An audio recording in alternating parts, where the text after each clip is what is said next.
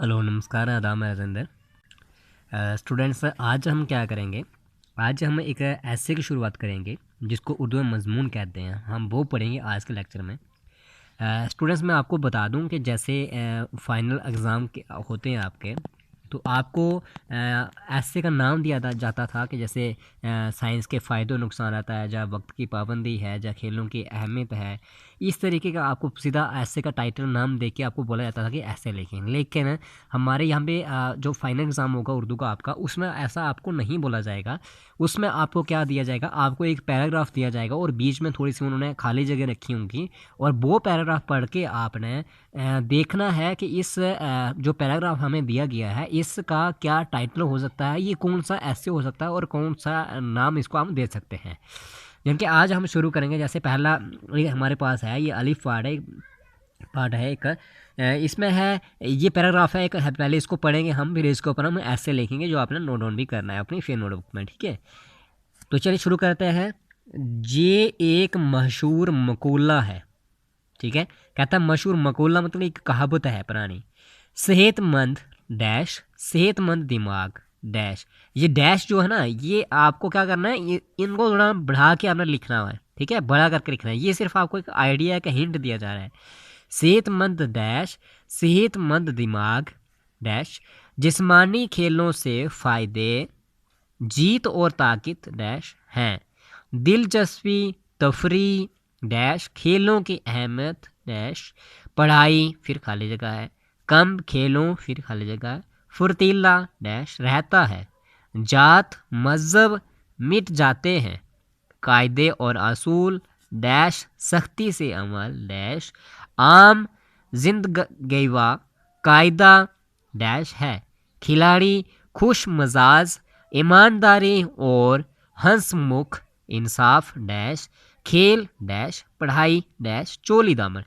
आपको ये पैराग्राफ दिया गया है, आपने ये पढ़ के बताना है कि इस से कौन सा ऐसे बन सकता है। तो हमें सामने सामने दिख रहा है कि ये खेलों के बारे में बात की जा रही है कहीं ना कहीं, यानी कि खेलों की अहमियत, खेलों की इम्पोर्टेंस। ठीक है, तो इसका टाइटल क्या रहेगा, खेलों की अहमियत। हमें सिर्फ ये इतना सा दिया जाएगा, ये इतना सा। ठीक है, इसको देख के हमने क्या करना है, आगे आगे हमने खुद से ऐसे लिखना है। तो हमने इसको टाइटल दिया खेलों की अहमियत। तो चलिए शुरू करते हैं। खेलों की अहमियत ऐसे पढ़ते हैं। आपने क्या करना है, एक इसको फिर नोट पर नोट डाउन करना है। खेलों की अहमियत मसलम है, मसलम मतलब काफ़ी ज़्यादा ये ज़रूरत है, काफ़ी इम्पोर्टेंस है खेलों की। खेल इंसान की तफरी और सेहत की पायदारी का ज़ामन है। कहता है कि एक खेल एक ऐसी चीज़ है जो इंसान की सेहत मतलब एक अच्छी तरीके से बरकरार कायम रखते हैं। इंसान काम करते करते ज़रूर उगता जाता है। कहता कि काम करते वक्त इंसान जरूर उगता मतलब थक जाता है, और अपनी उकताहट दूर करने के लिए वो खेल के मैदान का रुख करता है, और अपनी उकताहट, उकताहट मतलब जो थकावट होती है उसको दूर करने के लिए वो खेल के मैदान का रुख करता है, मतलब खेलने की तरफ चला जाता है। खेल ना हो तो इंसान सुस्त और काहिल बन सकता है। अगर खेल ना हो तो इंसान जिनकी सुस्त और काहिल बन जाता है। खेल और वर्जिश से इंसान का जिस्म तंदुरुस्त रहता है। अगर हम खेल खेलेंगे उससे क्या होता है, वर्जिश करेंगे, एक्सरसाइज करेंगे, इंसान का जिस्म जो होता है वो तंदुरुस्त रहता है। खाना अच्छी तरह हाज़म हो जाता है, खाना भी अच्छी तरीके से हाज़म हो जाता है। खेल के दौरान जिस्म को काफ़ी हरकत देनी पड़ती है, और जब हम खेलते हैं तो उस वक्त जिस्म को काफ़ी हरकत मतलब काफ़ी पसीना वगैरह हमारे जिस्म से निकलता है, और जिस्मानी मेहनत व मशक्क़त की ज़रूरत पेश आती है। ठीक है, और यानी कि हमें क्या करता है, हमारा यानी कि जिस्म जो है वो बिल्कुल सही तरीके से बरकरार फिट रहता है। इसलिए सांस की आमदो रफ़त और फेफड़ों का निज़ाम दुरुस्त रहता है। अगर हम अच्छी हमारा जिस्म रहेगा तो हमारा सांस जो है, हमारे फेफड़ों तक जो है उसका निज़ाम जो आना जाना सांस लेना हमारे लिए मतलब हमारी बॉडी बिल्कुल फिट रहेगी, जिस्म बिल्कुल सही रहेगा। खून अच्छी तरह दौरा करता है, और खून भी जो है बॉडी ज़िंदगी में जो कि बॉडी में बिल्कुल अच्छी तरीके से हरकत करता है। नेक्स्ट पेज से असाब और अज़लियात पर कंट्रोल हासिल होता है। यानी कि हमें जो मतलब सुस्ती वगैरह जो होती है उस पर भी हम कंट्रोल कर सकते हैं, हमारा जिस्म जो है सही फिट रहता है और अज़ा अपनी अपनी जगह ठीक काम करते हैं और हमारे बॉडी के अंदर जो पार्ट होते हैं जो जो अपने अपने काम करते हैं वो बिल्कुल भी ठीक तरीके से काम करते हैं। इंसान खेलों के साथ दिलचस्पी ना रखने की वजह से अक्सर बीमारी का शिकार हो जाता है। अगर इंसान खेलों में दिलचस्पी ना रखे, हिस्सा ना ले, तो इंसान जो है उसकी अक्सर बीमारी का शिकार हो सकता है, जिनकी बीमारियां उसको लग सकती हैं। इंसान के अज़ा कमज़ोर हो सकते हैं, हो जाते हैं, जिनके इंसान के जो बॉडी के पार्ट्स होते हैं, हिस्से होते हैं, वो कमज़ोर हो जाते हैं और कमज़ोर दिल भी बन जाता है और इंसान का दिल भी कमज़ोर बन जाता है।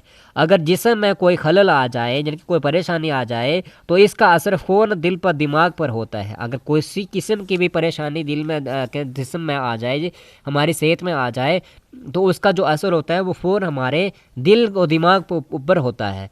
तंदुरुस्त जिस्म हो तो दिमाग भी तंदुरुस्त होगा, अगर हमारा जिस्म तंदुरुस्त होगा तो दिमाग भी तंदुरुस्त होगा।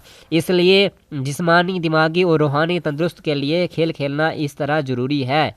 कहता है जिस्मानी जिस्म के लिए, दिमाग के लिए और रूहानी मतलब सेहत अपनी बरकरार रखने के लिए, तंदुरुस्त रहने के लिए हमें खेल खेलना बहुत ही ज़रूरी है हमारे लिए। जिस तरह खाना खाना ज़रूरी है, जिस तरह एक इंसान के लिए खाना खाना ज़रूरी है, इस मशहूर मकूला है, ये एक मशहूर मकूला है कि एक एक पुरानी कहावत है कि एक सेहतमंद जिस्म में सेहतमंद दिमाग होता है। कहता है ये काफ़ी सालों अरसों से एक पुरानी कहावत है कि एक अगर सेहतमंद इंसान में ही जो है सेहतमंद दिमाग हो सकता है।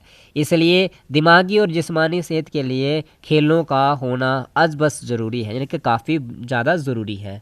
नेक्स्ट पैराग्राफ है, खेल के मैदान में फ़र्ज शनासी का दरस मिलता है, यानी कि हमें कुछ उधर असूल, कानून, कायदे हमें वो भी पता चलते हैं। वक्त का पाबंद होना सीख जाता है, वक्त का, यानी कि वक्त की पाबंदी हम कैसे कर सकते हैं, सही टाइम पे हमने खेल खेलना है बराबर, वो हम सीखते हैं।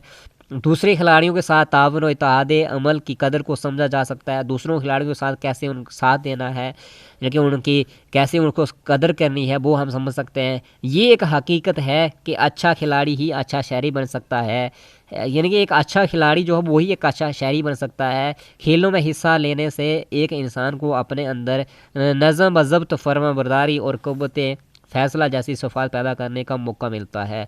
खेल हमें मिलजुल कर काम करने की तरगीब देते हैं और खेल से हमें ये भी पता चलता है कि हम जो काम करते हैं वो हम मिलजुल कर करें। ठीक है, तो ये था हमारा ऐसे छोटा सा जो हमने खेलों की अहमियत के ऊपर लिखा। आपने इसको अपने नोट में लिखना है। स्टूडेंट्स, इसके साथ ही हम एक और ऐसी इसी लेक्चर में पढ़ लेंगे। जैसे एक हमें और पैराग्राफ दिया यहाँ पे, हमारी ज़िंदगी एक कीमती डैश है जो हमें एक ही बार डैश रहा है। ज़िंदगी का कीमती तोहफ़ा हमें बार बार नहीं मिल सकता है। ये एक तस्लीम शुदा डैश है कि वक्त की पाबंदी और इसकी कदर करने से हमारी डैश कुदरती तौर खुशी और मसरत डैश कर सकती है।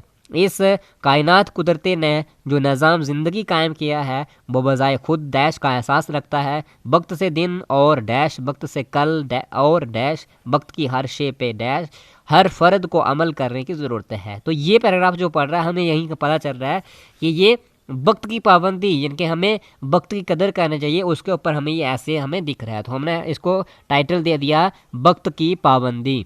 ठीक है, ऐसे शुरू करते हैं। अगर आज हमारे हाथ से बड़ी दौलत निकल जाए तो कल वापस भी आ सकती है। कहता है अगर कोई दौलत, कोई चीज़ हमारे हाथ से निकल जाए तो वह कल को वापस भी आ सकती है। अगर कल को हमारा बहुत प्यारा दोस्त रूठ भी जाए, अगर हमारा कोई दोस्त रूठ भी जाता है तो परसों उसे मनाया भी जा सकता है। तो कहता है उसको हम मना भी सकते हैं। अगर इस साल कोई इमारत गिर पड़े तो आइंदा उसे तहमीर भी किया जा सकता है। अगर कहता है कोई इमारत गिर पड़ती है तो उसको आइंदा, यानी कि आने वाले वक्त में उसको तहमीर बनाया भी जा सकता है। लेकिन वक्त कहता है एक ऐसा अनमोल ख़जाना है, ये एक ऐसी चीज़ है, ऐसा ख़जाना है कि अगर ये हाथ से निकल गया तो हरगज़ वापस नहीं आ सकता, तो कभी भी वापस नहीं आने वाला। लिहाजा वक्त की कदर करना हर एक शख्स के लिए वालमूम और तालिब इल्म के लिए वालहसूस लाजमी है। अतः हर एक इंसान के लिए ये बहुत ज़रूरी है, हर एक शख्स के लिए कि वक्त की कदर करें, और तालिब इल्म के लिए तो बहुत ही लाजमी, बहुत ही ज़रूरी, लाजमी होता है बहुत ही ज़रूरी। वक्त की पाबंदी का मतलब है कि हर काम को वक्त पर करें। वक्त की पाबंदी का मतलब क्या है कि हर काम जो है हमें वो वक्त पर करें, करके उसका पाबंद रहना।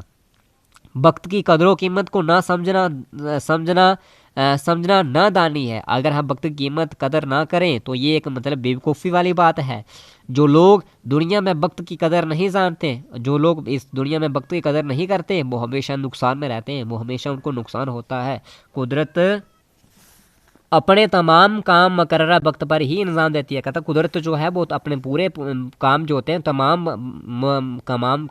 काम जो है मुकर्रर मतलब फिक्स वक्त पर ही इंजाम देती है। निज़ाम कायनात भी वक्त का पाबंद है, यानी कि कोई भी मतलब मौसम है वो बिल्कुल वक्त का आता है, ऐसा नहीं है कि आगे पीछे होगा। वक्त पर अगर हम बीज ना बोएं तो फसल नहीं हो सकती, अगर हम सही वक्त पर अगर बीज ना लगाएंगे तो हमें फसल नहीं मिल सकती। अगर वक्त पर बच्चे की तालीम व तरबियत पर ध्यान ना दें तो बच्चा बड़ा होकर जाहिल और अनपढ़ गंवार और बेतरबियत ही रहता है। अगर हम सही वक्त पर बच्चे की तालीम पर ध्यान ना देंगे तो बच्चा बड़ा होकर क्या अनपढ़ पड़ जाएगा, जाहिल गंवार ऐसे बेकार हो जाएगा। दरख्त से फल और फूल वक्त पर ही निकल आते हैं, तथा दरख्त से भी जो फल फूल हैं वो भी वक्त पर ही निकलते हैं। इसलिए किसी शायर ने खूब कहा है, वक्त की हर शे गुलाम, वक्त का हर शे पे राज। कहते हैं वक्त का जो है हर शे, कोई भी चीज़ जो है वक्त की गुलाम है और वक्त का हर शे पे राज है, यानी कि हर चीज़ पे वक्त का जो है राज है। इस हकीकत की रोशनी में हमको चाहिए कि हम वक्त को अनमोल और अहम जानें। हमें चाहिए कि हम वक्त की कदर करें और इसको जानें। जो तालिब इल्म वक्त की कदर करके मेहनत और लगन से काम लेता है, वो स्टूडेंट, वो तालिब इल्म, वो बच्चा जो वो वक्त की कदर करके मेहनत करता है और उससे काम लेता है, वो कामयाबी के इस कदम चूमती है, तो कामयाबी उसके कदम चूमती है, वो कामयाब होता है। मैदान जंग में अगर एक सिपाही दुश्मन के साथ लड़ने में मसरूफ़ हो, कहता है अगर मैदान जंग में एक सिपाही जो है वो दुश्मन के साथ लड़ने में मसरूफ़ हो, जिनके बिजी हो, लगा हो और वक्त की पाबंदी का ख्याल ना रखे और वक्त का ध्यान ना रखे, तो इसकी गफलत से फतह शिकस्त में तब्दील हो सकती है, यानी कि उसकी कामयाबी, उसकी जीत जो है वो शिकस्त में, यानी कि हार में तब्दील हो सकती है। ज़मीन की गर्दश अगर ज़रा भी रुक जाए, कहता है ज़मीन का गर्दश मतलब ज़मीन घूमना अगर ज़रा सी भी रुक जाए तो दुनिया में क़यामत बर्पा हो जाएगी। तो कहता है ये मतलब पूरा क़यामत, यानी कि एक मतलब क्या काफ़ी ज़्यादा नुकसान इस तरीके का क़यामत हो जाएगी, बर्पा हो जाएगी। दानों का कहना है, दानों का जो मतलब मशहूर जो लोग थे उनका कहना है कि वक्त का एक लम्हा लाखों और करोड़ों रुपयों से भी ज़्यादा कीमती है। लोगों का, शायरों का, बड़े बड़े लोगों का ये कहना था कि वक्त का एक लम्हा, एक मिनट भी जो है वो लाखों और करोड़ों रुपयों से भी ज़्यादा कीमती है। दानिश्वरों और बुज़ुर्गों की यही नसीहत है, जिनके बड़े बड़े लोगों की और बुज़ुर्गों की यही नसीहत है कि हमें वक्त की कदर करनी चाहिए, हमें वक्त की कदर करनी चाहिए और समझना चाहिए, वक्त से फ़ायदा उठाना चाहिए और वक्त को अपना रहबर व दोस्त मानना चाहिए और हमें वक्त को अपना एक दोस्त मान के चलना चाहिए। तो स्टूडेंट्स ये दो ऐसे हमने आज पढ़े इस लेक्चर में। आपको मैंने बता दिया कि आपको जो ऐसे आता है वो डायरेक्ट नाम नहीं दिया जाता, आपको इस तरीके के पैराग्राफ दिया जाता है और फिर उसको पढ़ के आपने क्या करना होता है, ऐसे लिखना होता है। आपको पेपर में जो है 3 इस तरीके से आएंगे, अलिफ बे और जे पार 3 ऐसे आएंगे, उसमें से आपने एक ऐसे लिखना होता है। ये काफ़ी आसान होता है आपके लिए, लेकिन आपको पहले ये पढ़ना पड़ता है कि कौन सा पैराग्राफ है और क्या इसमें से टाइटल लिख सकता है। ठीक है, तो ये आपने फिर नोटबुक में लिखना है। आज हमने खेलों की अहमियत और वक्त की पाबंदी ऐसे पढ़ा। थैंक यू स्टूडेंट्स, शुक्रिया।